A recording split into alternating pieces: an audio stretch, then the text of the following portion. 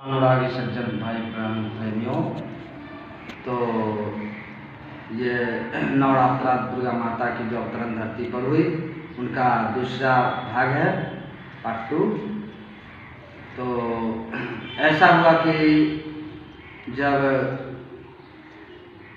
जब महिषासुर शक्ति का दुरुपयोग करने लगा, तब ब्रह्मलोक में एक सभा लग गई और उसमें माया की शक्ति, नाड़ी रूप में माया की शक्ति का अवतरण करा के समस्त देवी देवताओं लोग उनको अपने अपने अस्त्र शस्त्र से लैस करके सजाकर धरती पर भेजा गया।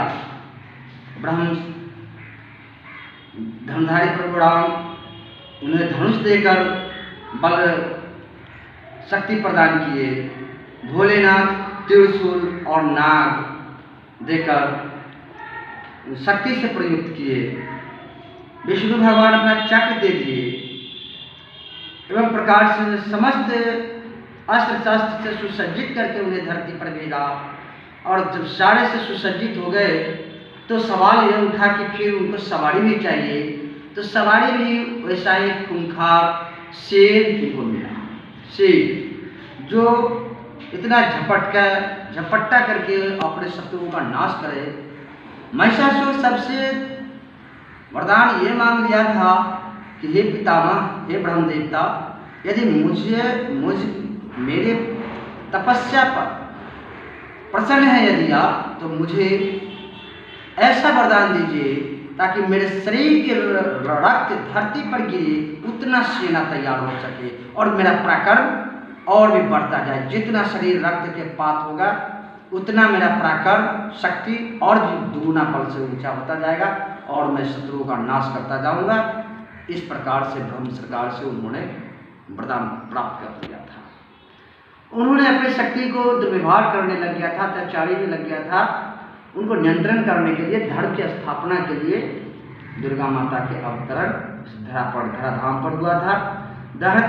दुर्गा माता का शाब्दिक अर्थ होता है दुर्गम, यानी कठिन से कठिन काम, इतना कठिन काम जो धरती पर किसी से नहीं हो सकता, उतनी दुर्गम कार्य करने के लिए दुर्गा माता के अवतरण इस धरती पर हुआ था।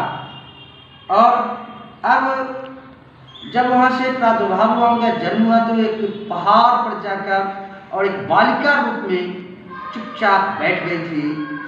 उनके बैठने के आगमन के, उनकी सुंदरता का, सौंदर्य का वर्णन पूरे समस्त धरती पर फैल गया था और धीरे धीरे फैलते फैलते महिषासुर के कानों तक पहुंच गया था। और महिषासुर जो ही सुना त्यों ही अपनी सवारी पर सवार होकर आया और माता से अनुरोध करने लगा, दुरस्त शब्दों में व्यवहार करने लगा और सुंदरी कहकर उन्हें संबोधित करने लगा। माता अति क्रोधित अवस्था में पहले तो समझाई, अरे दुष्टचारी दुराचारी, तुम अपने आप को संभल जाओ और अपने ये यातनाएं, ये शक्ति, ये दुरुपयोग के दुर्व्यवहार का जो विचार है, क्रूर विचार है, उसको त्याग करो, अपने धर्म को लौटो। लेकिन लाख समझाने के बाद भी वह महिषासुर समझने वाला नहीं था। उनको महिषासुर का पापों का घड़ा भर गया था। ये इसको संहार करने के लिए माता की अवतरण इस धरती पर हो गया था। उन्हें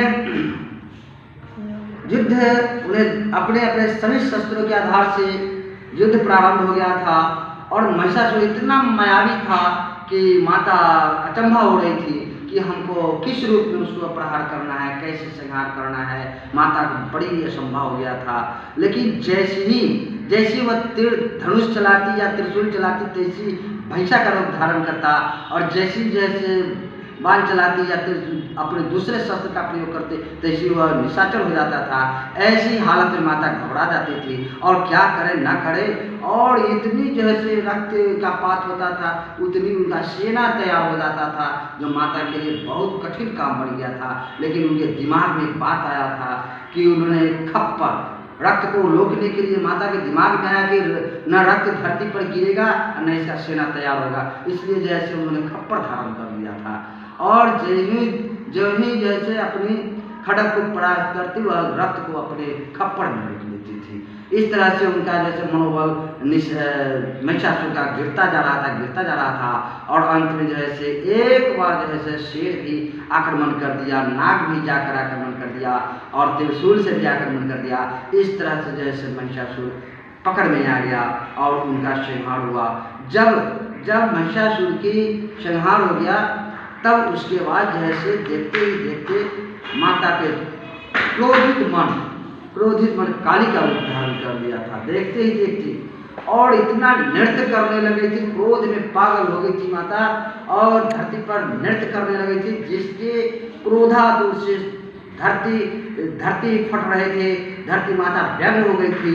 और भोलेनाथ ने देखा कि अरे पार्वती का तो विस्तार रूप दुर्गा का भी महाकाली रूप धारण कर लिया है, यदि अब हम उनको नियंत्रण नहीं करते हैं तो धरती सर्वनाश हो जाएगा, धरती के सर्वनाश हो जाएगा। इसलिए उन्होंने दौड़ कर आते हैं कैलाश पर्वत से और उनके रास्ते पर उनके विग्रह मन को, व्याकुलता मन के, क्रोध से पागल मन के सामने में जाकर उनके चरणों में समर्पित हो जाते हैं और उसी नृत्य तांडव के क्रम में उनका पैर जो है से भोलेनाथ के पैर चरण से स्पर्श हो जाता है।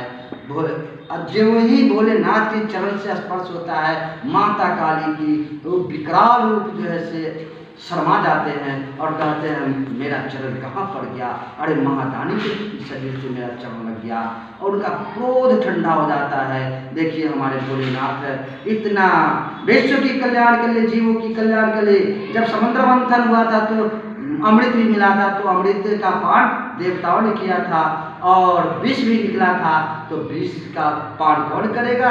तो भोलेनाथ ने कहा कि विष का पान मैं करूँगा। विश्व के कल्याण के लिए, जीव के कल्याण के लिए उन्होंने विश्व का पान करके जहर पीकर अपने गला को काला कर लिए थे।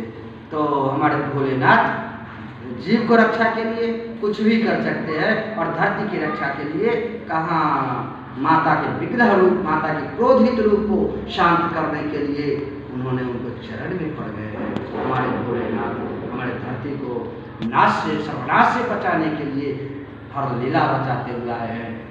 मेरे धर्म प्रेमी सज्जनों, भाई बहनों, इस तरह से माता का इस पर अवतार है और 7 दिनों जो उन्होंने 9 रूप धारण किए इस धरती पर, इसलिए हर एक दिन में एक रूपों की पूजा होती है और दशहरे का भी संहार संयोग से उसी सेम डेट में रावण का भी सर्वनाश हुआ। भगवान राम लंका में किए थे, इसलिए दशहरे का रूप में भी हम लोग बनाते हैं कि आज दशहरे 10 जो शीश था, 10 आनंद था, वह रावण आज हार गया था, वो भी जीवन का उनका भी संहार उसी दिन हुआ था।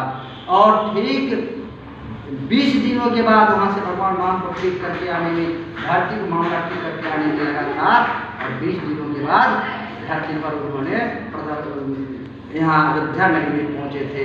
कार्तिक अमावस्या के दिन उनके यादगार में तो स्वागत में हर अयोध्यावासी ने कदम कदम पर दीप की मालाएं सजा दी थी, फूलों की सीटियाँ सजा दी थी, राहों पर फूल बिछा दी थी और उनको आगमन में स्वागत में जो मनाते हैं वही कार्तिक दिन, उसी उपलक्ष्य में हम सभी दीपावली के रूप में मनाते हैं। मेरे भाई धर्म प्रेमियों, सज्जनों, भाई बहनों, धर्मानुरागी बड़भागी नरनारी, सभी नरनारी गौर से सुनेंगे। यह आध्यात्मिक शक्ति का अवतरण होगा, इससे मनोबल की शांति होगी, जीवन में श्रृंगार होगा, जीवन में शांति मिलेगी। जय श्री राधे, जय श्री कृष्ण, जय जय श्री राम।